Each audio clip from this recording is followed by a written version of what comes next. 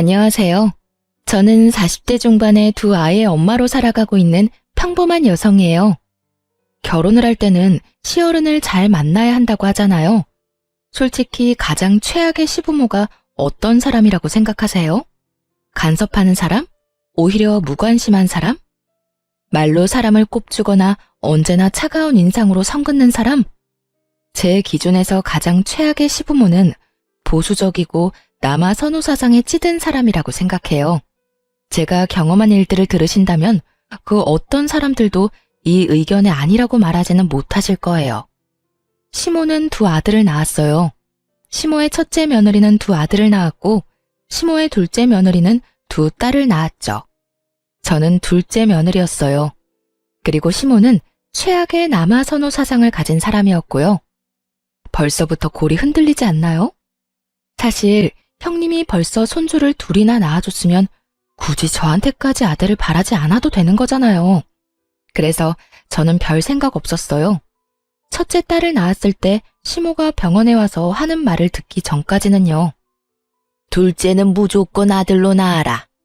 나는 내 아들 제사도 못 지내도록 만들고 싶지 않다. 둘째도 딸이면 아들 낳을 때까지 낳아야 하는 거야.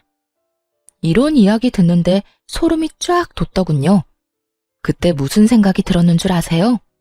제가 애 낳는 기계가 될지도 모른다는 끔찍한 생각이 들었어요. 잘못하면 진짜 사내 아이 낳을 때까지 애만 낳다가 인생 쪽날 것 같아서 시모에게 말했어요. 어머님, 형님이 아들을 둘이나 낳았는데 뭐가 걱정이세요? 그리고 요즘에는 맞벌이 안 하면 생활이 유지가 안 돼서 애를 많이 낳지도 못해요. 그거 다 핑계야. 옛날에는 너희보다 못 살아도 6남매, 7남매 잘만 낳았다. 그러니 너도 쓰잘데기 없이 푼돈 벌겠다고 애쓰지 말고 아들 낳을 생각만 해. 그래야 집안이 평안한 법이다. 말이 안 통해서 그냥 더 이상 그에 대한 말을 안 하기로 제 마음속으로 결정을 했어요. 그리고 무슨 일이 있어도 딱 둘째까지만 낳고 더 이상 애는 안 낳겠다고 다짐했죠. 그런데 둘째가 또 딸인 것을 알았을 때 시모의 모습은 거의 악마에 가까웠어요. 딸만 낳는 며느리 지금 당장 내쳐도 모자라. 도대체 아들 하나 못 낳고 뭐 하는 거야? 지금 아무짝에도 쓸모없는 딸년 둘 낳아놓고 미역국이 목구멍으로 넘어가. 너 앞으로 나한테 대접받을 생각하지도 말어. 아들도 못 낳는 며느리한테 잘해줄 생각 없으니까. 아니, 처음부터 대접받을 생각도 없었고 결혼했을 때부터 꾸준히 대접받은 적도 없었거든요. 근데 저런 말을 하니 저도 기분이 안 좋았죠. 친정에서 몸조리를 하고 집에 와서야 시모 말이 무슨 뜻인지를 깨닫게 됐죠. 대접을 받지 않게 하겠다는 말은 앞으로 열심히 부려먹을 거라는 이야기였다는 걸요. 시댁에서 해야 할 모든 잡일에 형님은 제외되고 저만 일을 해야 했어요. 당시 저는 병원에서 일하는 물리치료사라 평일에는 시간을 뺄 수 없었음에도 시모는 퇴근 시간에 귀신같이 전화해서 시댁으로 오라고 닥달을 했어요. 그렇게 시댁을 방문하면 제게 남은 건 잡일들 뿐. 저녁밥도 못 먹고 일하는 건 정말 서러움을 넘어선 분노를 일으키는 일이었죠. 몇 번 당하고 나니 저도 요령이 생겨서 친정 핑계, 남편, 애 핑계 대면서 시댁에 안 가려고 필사적으로 피했죠. 그러다가 결혼 6년 차 김장철에 급기야 일은 벌어지고야 말았어요. 시모는 배추를 40kg를 준비했더라고요. 솔직히 맛도 없어서 가져가도 잘 먹지도 않는 김치, 그렇게 적은 양만 하시라 말해도 꼭 사람 생고생시키는 걸 보고 싶은지 양을 늘리더니 결국 이번에는 엄청난 양을 하게 된 거죠. 16포기쯤 되니까 배추를 절이는 것도 일이더군요. 빨간 대야에 소금물을 받아넣고 배추를 절이고 그걸 베란다로 옮기려는데 글쎄 그 무거운 걸 들고 있는 상태에서 발을 삐끗해버린 거예요. 우당탕탕 들고 있던 절인 배추들은 떨어져 내렸지만 저는 거기에 신경 쓸 정신이 하나도 없었어요. 잘못 디딘 발목이 너무 아팠거든요. 근데 정말 서럽고 짜증나는 건 시모가 이 상황에서도 저한테 괜찮냐는 한마디 말도 없었다는 사실이었어요. 야, 배추를 바닥에 패대기 치면 어떡해? 네 입으로 들어갈 거 아니라고 이렇게 막 다루는 거야? 그리고 소금물 다 튀었잖아. 나중에 가전이랑 가구랑 녹슬면 네가 다 책임질 거야. 깨끗하게 해놓고 가. 사람이 다쳤으면, 그것도 자기 집 김장을 하다 다쳤으면 따뜻한 말 한마디 해줘야 하는 게 정상 아닌가요? 일단 자리에서 일어섰어요. 그리고 시모한테 말했죠. 어머님, 발 삔 것 같은데 조금 이따가 해도 될까요? 발목을 접질른 것 같은데 상태가 좀 안 좋아서. 제가 병원에서 일하는 물리치료사인데 제 발목 잘못된 거 아닌지 모를 리가 없죠. 그렇지만 너무 급성이라 발목에 티가 안 나더라고요. 최소 염좌, 까딱 잘못하면 금까지 갔을지도 모른다는 생각을 하고 있는데 시모가 제 말에 버럭 고함을 지르더군요. 너 엄살 떠는 거야? 아니면 설마 일하기 싫어서 일부러 넘어진 거 아니냐? 이것 봐. 요새 젊은 것들은 이래서 안 돼요. 한 것도 없이 요령만 피우고 당장 바닥에 있는 것들 안 치워? 바닥은 시모 말 맞다나 엉망진창이었고 그걸 저렇게 만든 제 책임도 있었으니 이를 악물고 바닥을 치웠어요. 그렇지만 더 이상 일을 할 기력도 의욕도 없었죠. 그런데 엎드려 있는데도 발목은 욱신욱신 미치도록 아파왔어요. 바닥을 걸레로 닦고 배추를 주워 담는 동안 무릎을 바닥에 대고 발목을 쫙 편 상태로 무릎으로 기어다니며 일을 한 터라 더 안 좋았어요. 장승처럼 서서 저를 내려다보며 제가 그걸 치울 때까지 손 하나 거들지 않는 시모를 무시하고 저는 그 자리에 털썩 앉아 바지를 걷어 올렸어요. 다치고 나서 30분은 넘게 지난 상황이었거든요. 상황이 생각보다 엄청 심각했어요. 발목 관절이 보이지 않을 만큼 부어오른 발목은 둘째치고 복숭아뼈를 타고 위로 올라와 종아리까지 새까맣게 멍이 들어 있었거든요. 게다가 만져보았을 때는 엄청난 열까지. 발가락 움직이는 것도 잘 안 되는 걸 보니 뭔가 크게 문제가 생긴 게 틀림없어 보였죠. 제 발목을 보고도 시모는 코웃음 치더군요. 발 삐었나 보네. 그 정도는 하루 쉬고 나면 가라앉으니까 오늘은 할 일 다 끝내놓고 가. 할 일이란 건 배추를 절이는 일일 거고 그건 아직 절반도 넘게 남아있었어요. 저는 시모 말을 무시하고 폰을 열었죠. 네, 제가 발목을 접질렀는데 지금 열도 나고 꼼짝도 못할 정도로 아파서요. 네, 도와줄 사람도 없고요.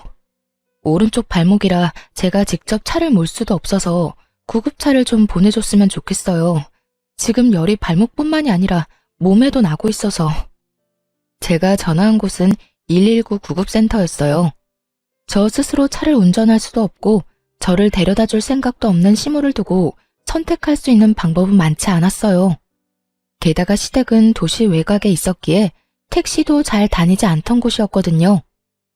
야, 너 꾀병이면서 구급차까지 불렀어? 일하기 싫어서 이렇게까지 하는 거야? 젊은 것들이 식은 머리가 없어서 지금 내놓은 건 다 하고 가야 할 거 아니야. 저한테 욕을 하던 말던 저는 주섬주섬 제 짐을 챙겼어요. 널브러진 배추들과 소금물이 담긴 커다란 고무통은 그대로 놔두고 말이죠. 구급차가 빠르게 시모집 현관문을 두드렸고 구급대원이 들어와서는 저를 부축했어요. 도와줄 사람이 없다고 해서 그런지 화를 내며 짜증을 내는 시모를 힐끗 쳐다보더라고요. 그래서 말해줬죠. 제 발목이 이 지경이 됐는데도 꾀병이라고 말하는 사람이에요. 이 다리로 배추를 다 절이고 가라니 말이 되는 소리예요? 구급대원도 진상과 엮이고 싶지는 않은지 시모를 모른 척하고는 구급차로 이동했어요. 다쳐서 구급차를 타고 병원을 가는데 마음이 한없이 편해지더라고요. 시모 면상 안 봐도 된다는 생각이에요. 그렇게 병원에 도착한 저를 기다리고 있던 건 의사의 무시무시한 소식이었죠. 발목 상태가 많이 안 좋아요. 다쳤을 때 바로 병원을 오셨으면 이렇게 뼈가 어긋나지는 않았을 텐데요. 다치고 발 많이 쓰셨어요? 네, 배추 절이다가 이렇게 됐는데 어머님이 바닥에 떨어진 거 당장 다 치우래서 엎드린 채로 좀 치웠어요. 그래서 그런 것 같아요. 아이고, 고생 많으셨겠네요. 어쨌든 지금 수술은 필요합니다. 열어서 고정시켜서 핀 박아야 해요.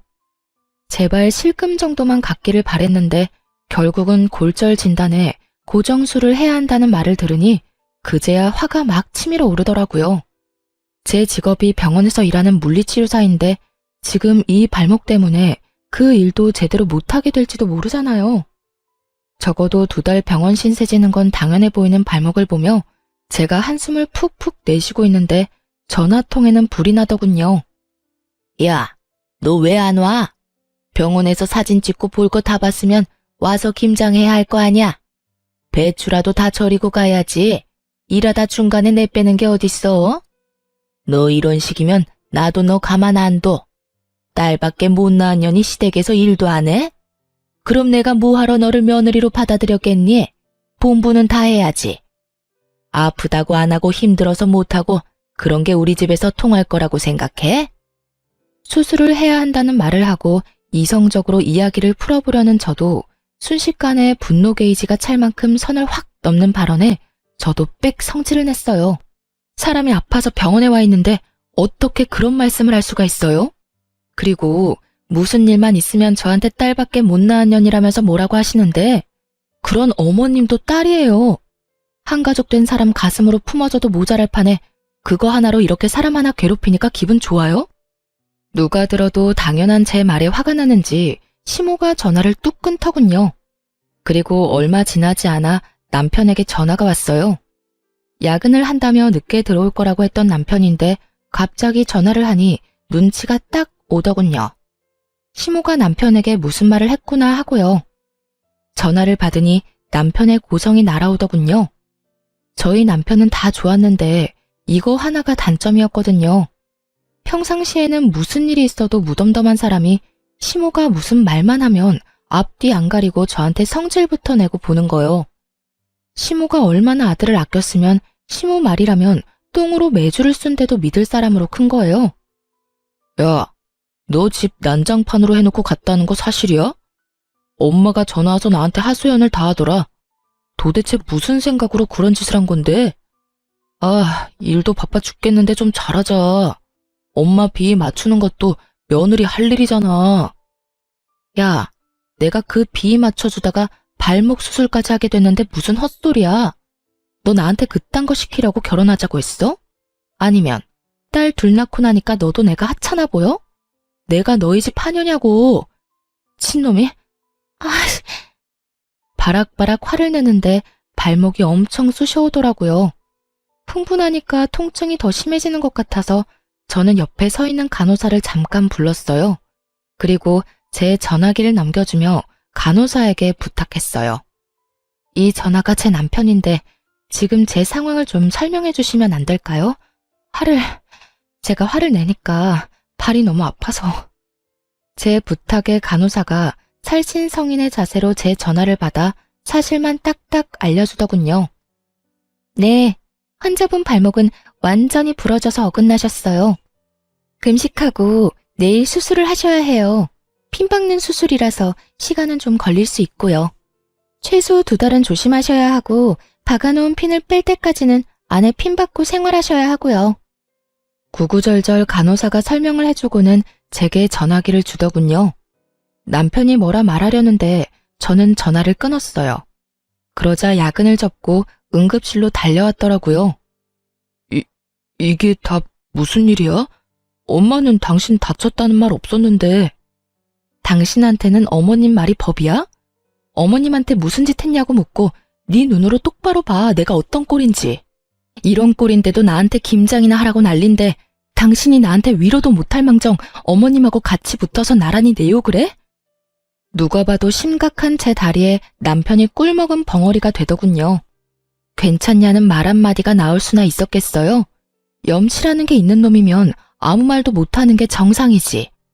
그런데 남편이 제 눈치만 보는 동안 시모에게 또 전화가 오더군요. 저는 제가 받지 않고 남편에게 넘겼어요. 왜 나한테 줘? 그 전화 내용을 들어보면 내가 왜 주는지 알 거야. 잔말 말고 전화나 받아. 네. 전화를 받았는데 시모 목소리가 수화기를 뚫고 제 귀에까지 오더군요. 야, 우리 아들한테 일렀으니까 너 꾀병 부리지 말고 어서 집에 와. 일하기 싫다고 다친 척하는 게 말이 돼? 버러지도 그런 짓 안 해. 네가 눈에 뵈는 게 없어서 지금 배짱 부리나 본데? 어머니, 와이프 지금 다리 다쳐서 꼼짝달싹도 못해요. 아픈 사람한테 전화해서 이게 무슨 행동이세요? 제가 여태껏 어머니 편 많이 들어드렸지만 아픈 사람한테 이러시면 안 되죠. 제발 앞으로 자중하세요, 제발. 잘 모르시면 가만히나 계시라고요. 저한테 전화해서 고자질하지 마시고. 남편이 시모에게 소리를 치자 시모도 당황한 눈치였어요. 하긴 발목이 박살이 난 마누라 앞에서 지 어머니 편드는 놈이면 당장이라도 이혼을 했겠죠. 그렇게 저는 그 다음날 금식 후 수술에 들어가게 됐고 8주 동안 입원을 해야 했어요. 그리고 제가 정말로 수술에 들어가야 한 것을 알게 된 시모가 혼자 김장을 하려는 게 엄두가 안 났는지 그간 한 번도 부르지 않았던 첫째 며느리에게 전화를 했더라고요. 그런데 그 첫째 형님이 바쁘다며 시모의 부탁을 거절했다더라고요. 결국 아끼고 아끼던 첫째 며느리와 싸운 시모는 혼자서 김장 40kg를 했답니다. 시부가 도대체 무슨 정신으로 그 많은 양을 며느리한테 시키려고 했냐고 정신 사나우니 빨리 눈앞에서 치우라고 호통치는 바람에 결국 시모가 혼자서 김장을 다 했다고 하더군요. 그 이야기 듣는데 속이 얼마나 시원한지. 저를 괴롭히려는 의도였는지는 알 수 없지만 시모만 고생하게 됐으니 사람 일은 한 치 앞도 알 수가 없는 거더라고요. 2달 동안 일을 쉬어야 했지만 시모가 곤란해졌다는 것만으로도 10년 묵은 체증이 다 내려가는 것 같은 개운함이 있었어요. 그 뒤로 시모가 저를 괴롭힐 때마다 발목 이야기를 했더니 더 이상 저를 그만큼 괴롭히지는 않았어요. 그리고 저도 뭐가 좋다고 괴롭히고 차별하는 시모와 같이 있고 싶겠어요? 그래서 시댁과는 대면대면하게 살았죠. 다행인 건 남편은 그런 일에 별로 신경을 안 쓰더라고요. 그런데 완전히 인연을 끊을 수는 없더라고요. 가끔씩 타이밍이 안 좋아서 애들을 맡길 일이 생겼거든요. 결혼 15년 차에 남편이 허벅지와 엉덩이 통증으로 병원을 방문했어요. 그런데 대퇴골두 무혈성 괴사라는 이상한 병으로 수술을 해야 한다는 이야기를 들었거든요. 놔두면 뼈가 녹아서 걷지 못한다는 이야기에 겁이 나서 남편 수술을 위해 저도 병간호를 하기로 했어요. 보통 제가 애들을 볼 수 없을 때는 친정의 아이들을 맡기는데 하필이면 친정에 일이 있어서 아이들을 맡길 수 없는 상황이었어요. 친언니에게 부탁을 하니 학교 어린이집 마치고 자기 전까지는 언니가 봐줄 수 있다고 하더군요. 하지만 언니네 집은 시부모와 합가해서 살고 있으니 잠을 재워주는 건 좀 그렇다고 하더라고요. 아무래도 눈치가 보일 수밖에 없는 것 같았어요. 그러다 보니 저녁부터 아침까지 봐줄 사람을 찾는 게 쉽진 않더군요. 그래서 어쩔 수 없이 시모에게 전화를 했죠. 어머님, 남편 수술하고 혼자 목발 짚을 수 있을 때까지만 우리 애들 저녁 9시부터 아침 8시까지만 봐주실 수 있으세요? 그 외의 시간은 저희 친정언니가 봐줄 거라서. 그러나 시모는 시큰둥하더군요. 네 애들을 내가 왜 봐? 귀한 아들도 아니고 딸년들을 둘이나 나더러 보라고? 싫어. 다른 사람한테 물어봐. 결국 이야기는 더 이어지지도 못하고 끊어졌죠. 저는 남편에게 부탁했어요. 다른데 아무리 찾아봐도 맡길 곳 없으니 그래도 혈육이라면 봐주지 않을까 하고요. 남편이 시모에게 전화해 부탁하자 그제야 어렵사리 봐주겠다고 하더군요. 걱정되는 마음에 남편에게 한마디 덧붙여 보냈어요. 그냥 애들 아침밥만 주고 저녁에 잠만 재워주면 된다고요. 다른 거 다 제 언니가 해줄 거라고. 그렇게 일주일 동안 애들이 시모와 제 언니 집을 왔다 갔다 하며 생활하게 됐어요. 걱정이 안 되는 건 아니었지만 언니가 애들을 잘 봐줄 거라고 생각하고 저도 남편 병간호를 했어요. 그런데 애들을 시모와 언니에게 맡긴 지 4일째 되는 날, 친정언니가 전화를 했어요. 김서방 간병하느라 바쁘지? 다른 게 아니라 내가 이런 말 하기는 좀 조심스럽기는 한데 아무리 생각해도 아닌 것 같아서 연락했어. 조심스럽게 말하는 언니 때문에 저도 덩달아 조심스럽게 물었죠. 무슨 일 때문에 그래? 애들 때문에 많이 힘들어? 아님 혹시 무슨 일이라도 생겼어? 애들을 못 봐준다는 말을 할까봐 전전긍긍하는 제게 언니가 던진 말은 충격에 가까운 고발이었어요. 너희 애들 지금 4일째 아침밥도 못 먹었대. 게다가 저녁에도 할머니가 청소며 빨래며 온통 일만 시키느라 숙제도 못하고 올 때마다 애들이 걸신 들린 것처럼 먹어. 너희 시어머니 문제 있는 거 아니야? 뭐? 아침밥을 안 먹었다고? 꼴랑 11, 7살밖에 되지 않는 아이들이었어요. 영양을 충분히 섭취해야 할 시기에 아침밥을 안 먹였다는 이야기에 충격을 받은 제가 되물었죠. 그래, 애들이 저녁마다 너네 시댁에 가기 싫어서 울음바다야. 어린애들한테 자기가 어지럽힌 거 치우게 하는 것까지는 나도 이해해. 하지만 애들한테 할 말 못할 말까지 다 하는 건 좀 아니지 않니? 첫째는 이제 말도 다 알아듣고 분위기도 다 읽을 줄 아는데 들어보니까 거기 맡겨서 될 일이 아니야. 아니, 애한테 너는 딸이라서 쓸모없다는 말을 왜 하신 거야? 그러면서 너희 엄마가 너희 버리고 갈 거라는 말도 안 되는 말까지 하지 않나? 진짜 문제 있는 거 아니니? 그 이야기를 듣는데 속 안에서 천불이 나는 기분이 들었어요. 제가 원한 건 잠자리와 아침 식사뿐이었는데 시모는 그 시간 내내 애들을 괴롭히고 밥도 안 먹인 데다가 엄마 욕, 애들이 듣지 않아도 될 말들까지 생각 없이 짓거린 거예요. 조용한 제가 얼마나 화났는지 눈치챈 언니가 슬쩍 저한테 그러더라고요. 나도 눈치는 좀 보이는데 거기보다는 여기가 훨씬 괜찮은 것 같으니까 남은 며칠간은 우리 집에서 재우고 학교 보내고 할게. 예, 너희 그거 어떻게 좀 해야 한다. 딸들은 빨라. 상처도 얼마나 잘 받는데. 그런 이야기 들으면 얼마나 서럽겠니? 그것도 친할머니인데 진짜 너무하잖아. 애들 불쌍해서 진짜. 그 이야기를 듣는데 부들부들 떨리더라고요. 아무리 손녀딸 싫다고 말했어도 재우고 아침밥 먹이는 정도는 해줄 거라고 생각했어요. 핏줄이니까. 언니 전화를 끊고 나와서 시모에게 전화를 했어요. 어머님, 혹시 애들 아침밥 내내 굶겨서 보내셨어요? 누가 그래? 첫째 그게 그러든? 그놈의 계집애 입도 싸지. 제 엄마 닮아서 야가 빠졌네. 며칠 밥 안 먹는다고 안 죽는다.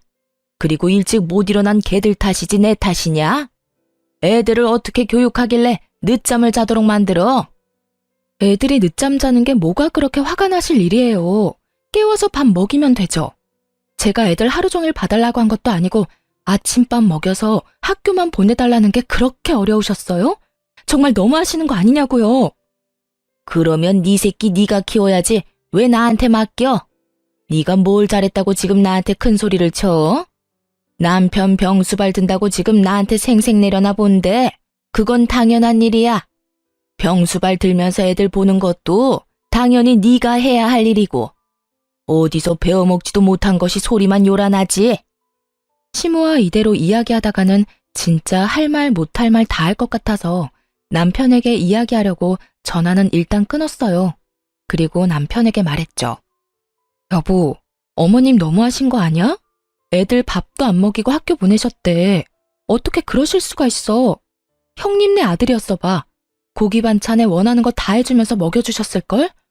당신이 어머님한테 이야기 좀 해봐. 우리 애들 불쌍하지도 않아? 제가 남편에게 그렇게 이야기했는데 남편은 더 어이없는 말을 하더군요. 애들이 밥 좀 안 먹을 수도 있지. 그리고 잠 많은 애들 늦게 일어나면 그냥 보낼 수도 있고. 왜 이렇게 예민하게 굴어? 당신이 직접 맡긴 거면 그냥 어머니 믿고 놔둬. 당신이 애 때문에 떽떽거리니까 어머니도 기분이 안 좋으신 거잖아. 제발 조용히 좀 넘어가자, 응? 어차피 며칠만 참으면 다시 집에 데려올 건데 맡길 곳도 없는데 어쩌려고. 당신 그거 진심으로 하는 말이야? 정말로 내가 예민하다고 생각하는 거냐고. 애들이 불쌍하지도 않아? 당신도 아침밥 정도는 걸러도 된다고 생각하는 거냐고. 당신 어쩜 그렇게 냉정해? 당신도 어머님한테 옮았어? 아들이 아니라서 막 다뤄도 된다고 생각하는 거냐고. 그런 말이 아니잖아. 어차피 맡겨놓은 거 힘 빼고 놔두라는 거야. 배고프면 알아서 밥 달라고 하겠지. 그리고 한 끼 안 먹는다고 안 죽어. 태연스레 말하는 남편놈을 보며 저는 온몸에 소름이 돋는 기분이었어요. 미친놈. 그 한마디를 남편에게 던지고 저는 남편을 병실에 놔두고 시댁으로 돌아왔어요. 올 때가 아닌데 돌아온 저를 보더니 시모가 눈을 크게 뜨며 묻더군요. 네가 왜 여기 있냐? 우리 아들 간병하는 거 아니었어? 누구한테 맡기고 온 거야? 저는 그런 시모 말도 무시하며 애들 짐부터 쌌어요. 싸가지 없는 말이나 하고 애들 귀한 줄 모르는 인간 병수발 드느니 애들 보는 게 더 낫다는 생각이 들었거든요. 남편 혼자 놔두고 왔어요. 어머님이 우리 애들 그런 식으로 취급하는 줄도 모르고 제가 미친 짓을 했네요. 고양이한테 생선을 맡긴 꼴이었지. 불쌍한 내 새끼들 굶고 눈치 봐가며 할머니 집에 있는 줄 알았으면 남편 병수발이나 들고 있지 않았을 거예요. 지금이라도 알았으니 애들 데리고 갈게요. 제 말에 시모가 어이없다는 듯 저를 돌려 세우더군요. 너 지금 나한테 시위하니? 그래서 남편은 놔두고 애들 데려가겠다고? 그렇게는 못해. 내 새끼 아픈데 어딜 가려고? 저는 시모 손을 탁 내쳤어요. 네 새끼 네가 키우라면서요. 남 손에 맡기지 말라면서요. 그러면 어머님 새끼도 어머님이 키우세요. 아픈데 잠이 오겠어요? 아침밥 굶은 것만 봐도 속이 다 뒤집어지는데 남의 손에 왜 맡겨요? 어머님이 가서 씻겨주고 닦여주면서 수발이나 드세요. 나는 내 새끼들 키울 테니까. 뭐? 야, 너 진짜로 병원 안 가? 우리 아들 보러 안 가는 거야? 시모는 제 뒤를 쫓아나오면서 자꾸만 저를 붙잡으려고 하더군요. 확 뒤돌아선 제가 시모에게 경고했어요. 안 가요. 내 새끼들 배 굽는 거보다는 안 힘드니까 오늘부터는 어머님이 아들 병간호하세요. 그렇게 애들 데리고 집에 돌아온 저는 미안하고 서러운 마음에 애들 붙잡고 눈물만 흘렸어요. 울지 말아야지 하는데도 미안한 마음만 들잖아요. 도리어 애들이 저에게 울지 말라며 엄마 잘못 아니라고 말해주는데 이것들을 두고 제가 망할 남편놈 병간호나 하고 있었다는 사실이 참을 수 없이 기분이 더러워졌어요. 그런데 저녁까지 제가 돌아오지 않으니 남편놈한테 전화가 왔더군요. 당신 뭐 하는데 오지를 않아? 미쳤어? 환자 놔두고 뭐 하자는 건데? 내가 아까 이야기했지. 나 도저히 어머님한테 애들 못 맡기겠으니까 내가 직접 애들 볼게. 당신 병간호는 어머님이 해주실 거야. 네 새끼 네가 키우라는데 그럼 내가 키워야지 누가 키워? 당신은 어머님 자식이잖아. 그러니까 어머님한테 병간호 받아. 난 안 갈 거니까. 당신 정신 나갔어? 어머니하고 그런 걸로 싸우자면 어쩌자는 건데? 어머님이 애들 굶겼다고. 일주일 내내 굶기는 게 할머니가 손녀들한테 할 짓이야? 어머님도 나쁘지만 당신도 나빠. 애들이 굶는다는데 뭐? 너 같은 걸 남편이라고 데리고 산 내가 병신이지. 자식들 밥 굶기고 할머니한테 눈치 보게 만들면서까지 너하고 살고 싶은 생각 없어. 세상 천지에 배 터지게 먹여주는 할머니는 봤어도 애들 밥 안 주는 할머니는 처음 봐. 게다가 애들한테 무슨 말 했는지 알고는 있어? 애들한테 너희가 딸이라서 쓸모가 없단다. 너희가 딸이라서 너희 엄마가 너희 버리고 간단다. 이런 말을 했다는 것도 믿기지를 않아. 내가 왜 이런 소리 내 자식들한테 듣도록 만들어야 하냐고. 대답 좀 해봐, 이 나쁜 놈아. 뭐? 어머니가 애들한테 그런 소리를 했다고? 당신이 잘못 들었겠지. 손녀들한테 그런 소리를 했을 리가 없잖아. 물어봐, 직접. 시모가 남편 옆에 있었는지 남편이 시모에게 따지듯 묻는 소리가 들렸어요. 그랬더니 시모가 당당하게 답하더군요. 왜 그걸 나한테 따지니? 네 마누라가 딸만 낳은 게 내 탓이야? 그럼 아들을 낳았으면 될 거 아니냐? 그런 말 좀 했기로써니 뭐가 그렇게 잘못된 일이야? 나 어릴 적에는 그것보다 더한 말도 듣고 자랐어. 너 없어도 우리 집 잘만 돌아가. 첫째 며느리가 다 잘해줄 거다. 그러니 나갔으면 그냥 그대로 애새끼들 데리고 나가. 다시 이 집에 돌아올 생각 말고. 얼굴 안 보니까 속이 시원하네. 저는 시모 말에 코웃음 쳤어요. 김장하러 오라고 부탁한 것도 거절당했다면서 잘하기는. 착각은 자유지. 그리고 우리 이혼하자. 난 이런 집안에서 못 살아. 여보, 잠깐만. 남편이 뭐라 말하던지 말던지 전화 끊고 이혼 소송 시작했어요. 그런데 며칠 아들 자식 간병일 해보더니 힘들었는지 시모가 전화와서는 저더러 어이없는 말을 하더군요. 이혼 기간 중에도 네가 우리 아들 안 사람이고 내 며느리다. 그러니 네 남편 병간호하러 들어와. 어디 며느리가 시어머니한테 일을 다 맡겨놔? 이혼하기 전까지는 네가 이 일 다 해야 하는 거야. 갑자기 전화와서 무슨 말도 안 되는 소리 하세요. 남남 되려고 이혼 소송하는 중이잖아요. 그리고 전 제 새끼 키우느라 바쁘니까 어머님은 어머님 아들 잘 키우세요. 저번에 저한테 그렇게 말씀하셨죠? 자기가 꺼낸 말 정도는 지켜주시죠. 전화해놓고 본전도 못 찾은 시모는 씩씩거리며 저한테 따지더라고요. 너 정말 이렇게까지 해야겠어?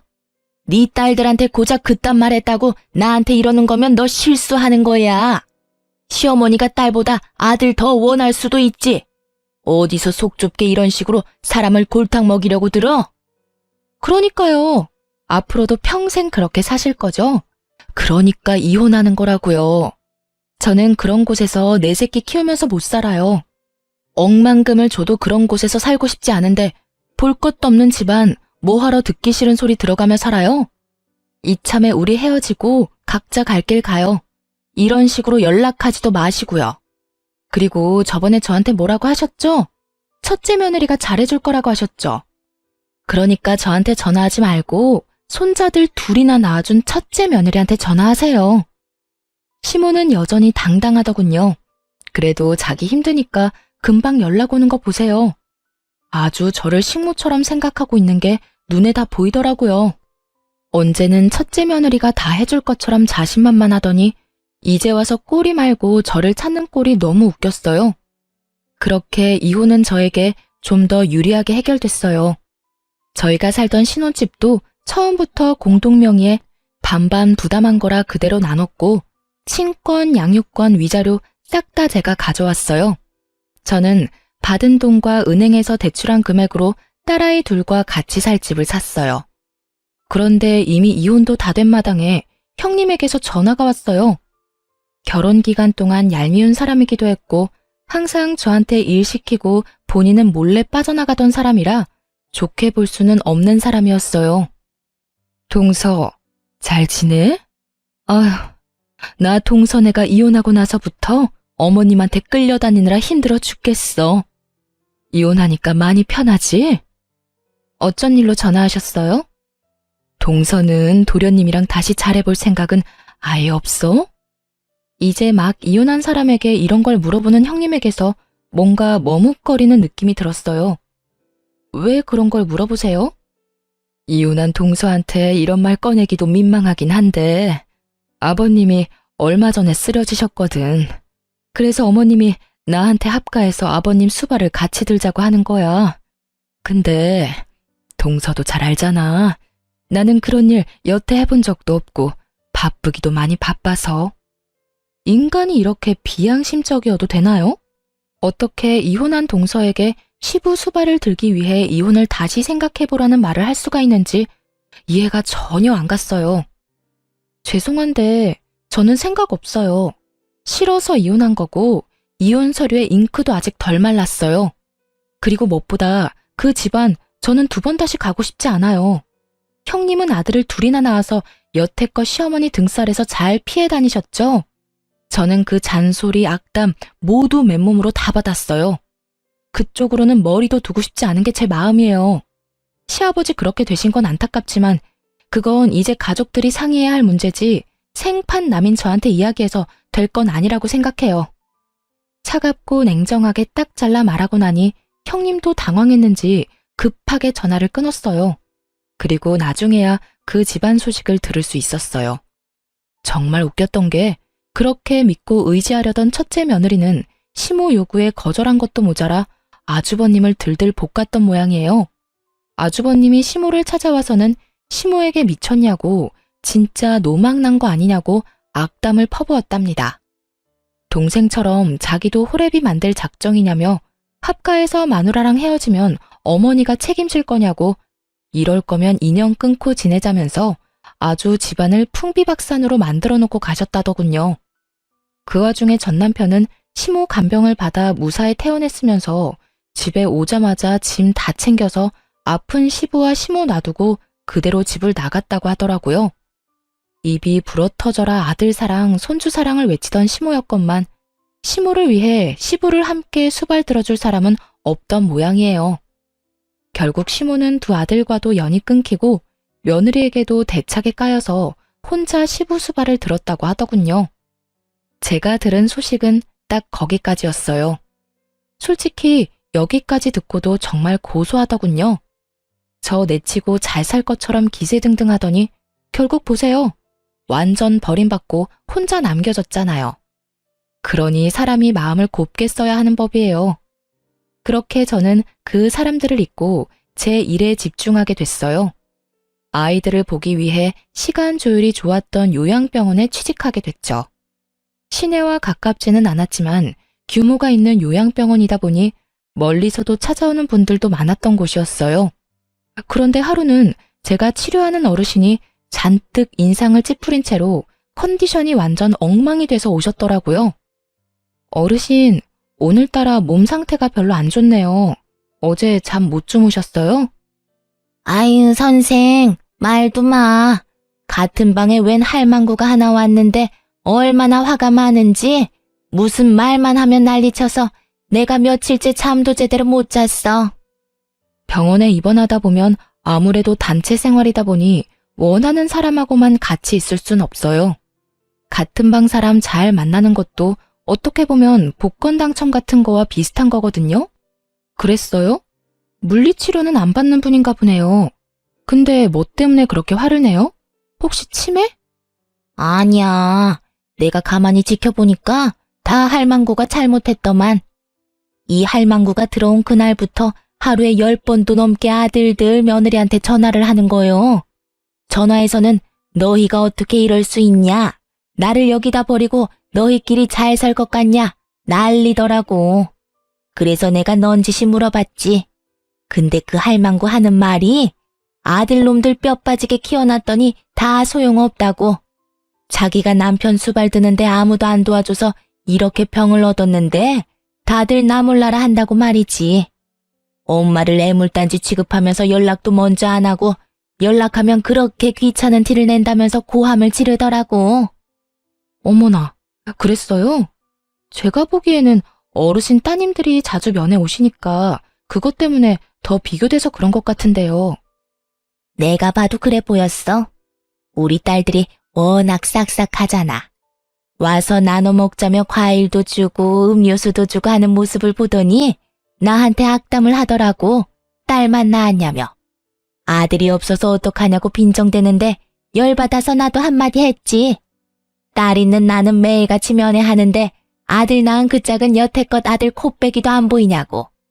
그랬더니 그 뒤로 아주 아들 욕을 있는 대로 하더라고. 그러더니 어제 할망구 아들이 왔대. 둘째라던데 이혼한 지 1년 반쯤 됐다던가? 뭐 난 잘 모르겠는데 어쨌든 둘째 아들이 왔는데 그 할망구가 아들한테 악다구니를 썼어. 왜 여기 처박아 놓고 들여다보지도 않냐고 말이야. 그랬더니 아들놈 하는 말이 기가 막히더만. 엄마가 마음을 곱게 썼으면 며느리들이 왔을 거라고. 자기 이혼한 건 엄마 책임이 크다면서 그 사람 많은 데서 늙은 엄마를 핍박하는데 살벌하더만. 내가 봤을 때는 그 할망구도 잘못했는데 아들놈도 싹퉁머리가 없는 게 영. 어르신에게 이야기를 들을수록 뭔가 모르게 묘하게 익숙한 느낌이었어요. 그래서 그분이랑 싸우느라 잠을 못 주무신 거예요?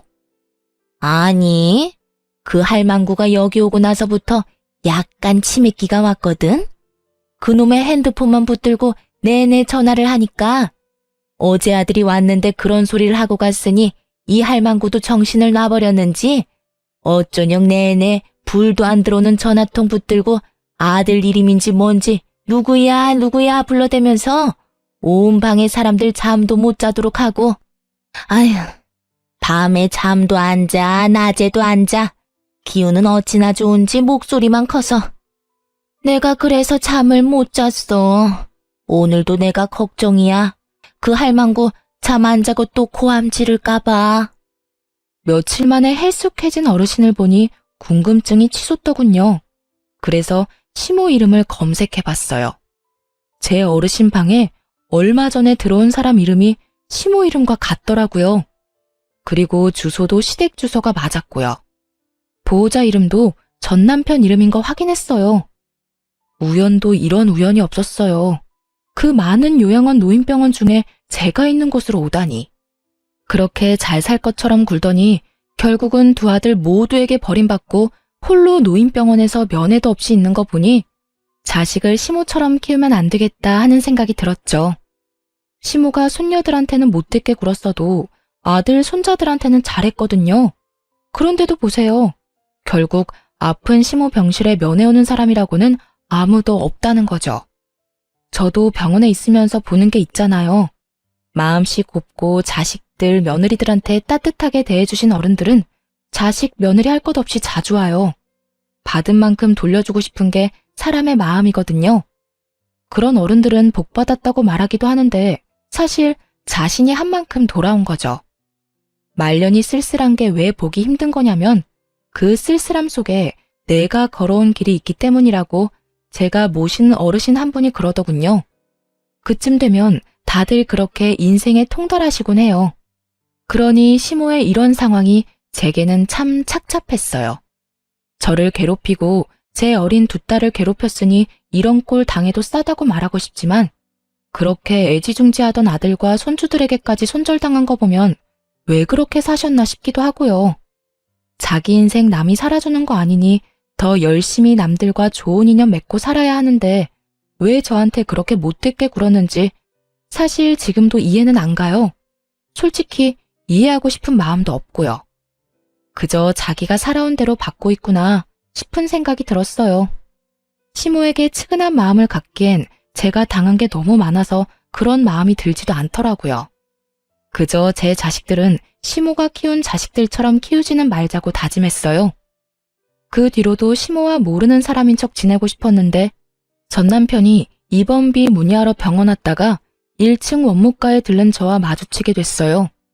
전 남편이 결혼했을 때도 보여주지 않던 아주 살가운 표정으로 제게 말을 걸더군요.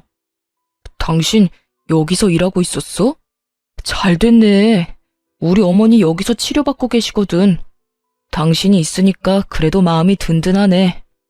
이혼했더라도 애들 할머니잖아. 문제 안 생기도록 당신이 잘 챙겨줘. 끝까지 이기적인 인간이더군요. 그리고 웃겼어요. 이혼한 전 와이프한테 어머니를 부탁한다니. 염치가 없어도 이렇게 없을 수가. 예전이나 지금이나 양심 없는 건 똑같네? 내가 왜 당신 어머니한테 차별 대우해줘야 해? 물리치료 받지도 않고 나랑 접점 하나 없는 사람이거든? 내가 왜 그렇게 해줘야 하는지 이해가 안 가네. 잘 챙기고 싶으면 당신이 챙겨. 당신 어머니잖아. 이혼한 마누라한테 그런 거 부탁하고 싶어? 얼굴이 얼마나 두꺼우면 그런 걸 부탁해? 그리고 나 만나는 사람 있거든? 함부로 오해받고 싶지 않으니까 당신도 당신 가족들도 처신 잘해줘. 이딴 식으로 악연을 인연인 것처럼 만들지 말라고. 만나는 사람이 없었지만 거짓말했어요. 이 인간이 병원에 소문이라도 퍼뜨릴까봐 걱정도 됐으니까요. 뭐 여차하면 퇴사하고 다른 직장 찾아도 되는 거긴 했는데 그건 귀찮고 손도 많이 가는 데다가 결정적으로 제가 피해야 하는 게 너무 싫었거든요. 피하려면 지들이 피해야지 제가 왜 피하나요? 괴롭힌 인간들은 그쪽이고 저는 괴롭힘 당한 사람인데 제가 이악 물고 말했더니 전 남편도 가볍게 이야기할 만한 상황이 아니라는 걸 깨달았는지 아니면 자존심이 상했는지 며칠 뒤에 퇴원을 하고 나갔더군요. 무슨 이유에서였든 더 이상 엮이지 않게 돼서 저로서는 한시름 놓는 상황이 되긴 했어요. 그리고 여담이지만 딸애들은 제가 이혼한 그날부터 아빠를 찾지 않더라고요. 남편이 그리 좋은 아빠가 아니라는 것도 애들 반응을 보며 알았죠.